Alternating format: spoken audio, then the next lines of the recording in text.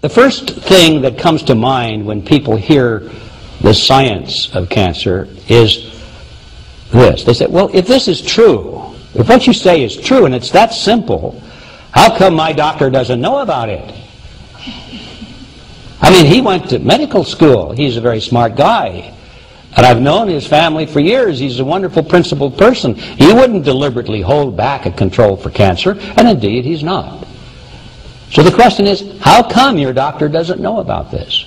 Or worse, how come your doctor tells you to run for your life, stay away from this because it's quackery, and he thinks he's doing you a favor by telling you that? Why is this? How did this come about?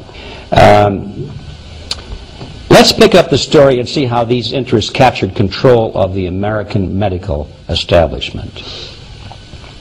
The mechanism that they used to do this was brilliant. They used the tax-exempt foundations. Most of the great tax-exempt foundations, of this country at least, were created by the same financial interests which have a powerful influence in the pharmaceutical industry. We're talking about the Rockefellers, the Carnegies, and people like that. And what they did is they used the tax-exempt foundation, some of which they created themselves, and some of which they took over, which is not too difficult to do if you have a lot of money.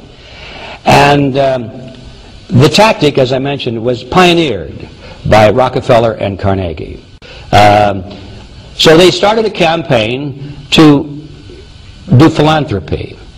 They figured if you can give away money for public causes, and these causes are viewed as good, why then people will like you. For Pillsbury, who had a particularly bad reputation in the community, this fellow Gates said, look, Mr. Pillsbury, let's go into the community and we'll do something called matching funds. You will put up $1 for every dollar that can be raised by the citizens themselves in the community for this hospital or for this library. He said, now the advantage of that is you get a lot of people working with you, and they view themselves as on your team. And so they're out there raising money, and they're mentioning your name. Every time they raise a buck, they're mentioning your name, and they become your publicity agents in a way. And they have an affinity to you because now they're working with you. And so you have all of these people working for free for you, raising money, and you only put up half the money that you would have ordinarily. So this way you still get your name across the top of the door of the library, but it's only cost you half as much money, and you got all this good publicity besides. That was the Pillsbury formula. Rockefeller saw that, and he hired Gates immediately. He says, you got to come to work for me, and he did. So this fellow Gates was largely the genius behind so much of this strategy. And it's what they called efficiency in philanthropy. That was their phrase for it. How to give away money efficiently. Meaning, how do you get back money? How do you get back more than what you give away?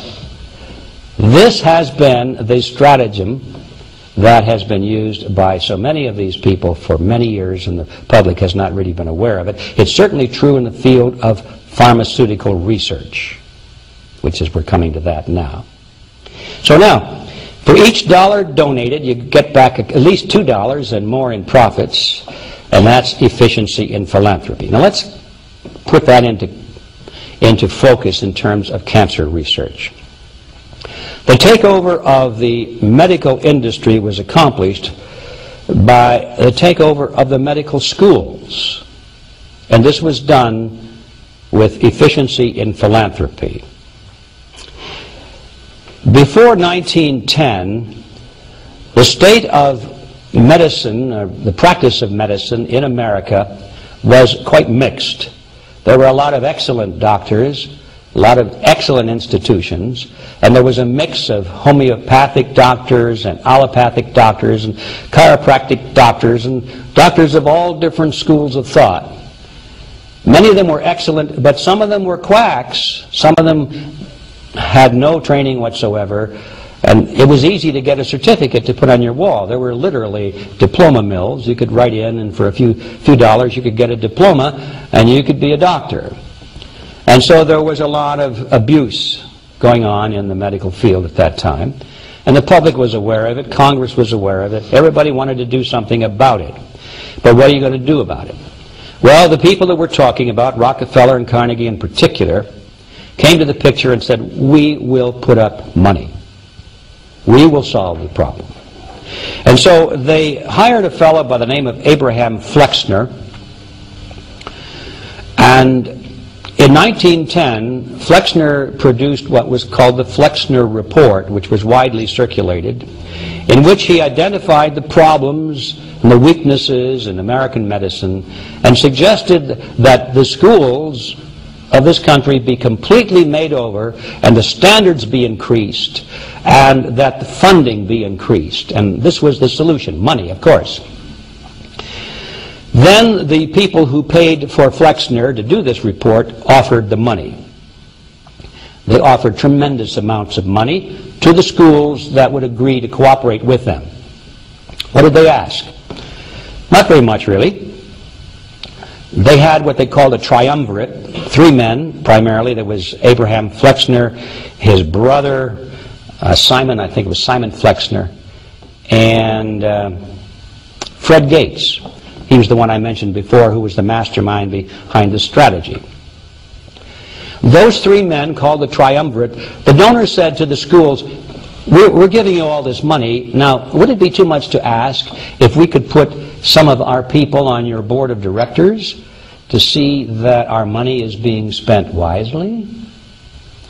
Well, when somebody's offering a starving school, a struggling school, a couple of $1 million, and all they ask in return is that some very well-known and prestigious individuals be added to your board of directors, the answer in many cases is yes, we'd be honored to have these people on our board of directors. Almost overnight, all of the major universities, which we now consider to be major universities in the field of medicine, received large grants from these sources and also accepted 1, 2, or 3 of these people that I mentioned on their board of directors, and the schools literally were taken over by the financial interests that put up the money. Now, what happened as a result of that is that the schools did receive an infusion of money. They were able to build new buildings. They were able to add expensive equipment to their laboratories. They were able to hire top-notch teachers. They were able to upgrade the level of medical education in America by 100-fold. But at the same time as doing that, they skewed the whole thing in the direction of pharmaceutical drugs. That was the efficiency in philanthropy. The doctors from that point forward in history would be taught pharmaceutical drugs. Those schools that did not accept those terms did not receive the money, and they generally fell by the wayside, and today you probably have never heard of them.